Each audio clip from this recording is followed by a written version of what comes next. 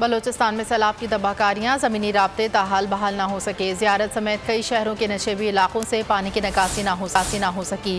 متاثرین کے نقصان کی تلافی اب تک نہ ہو سکی۔ صوبے میں تعلیمی ادارے مزید 5 روز کے لیے بند۔ وزیر تعلیم نصیب اللہ مری کہتے ہیں متاثرہ افراد کو سرکاری تعلیمی اداروں میں پناہ دے رہے ہیں۔ مچھ میں مکان کی چھت گرنے سے 5 افراد جاں بحق ہو گئے۔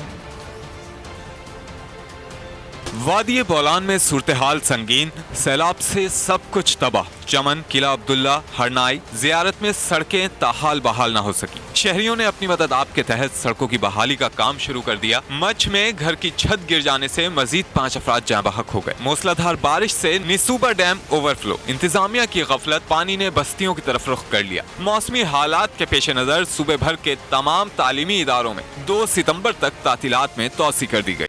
میں ہوں جاسمین منظور اور آپ مجھے دیکھیں گے صرف بول پر۔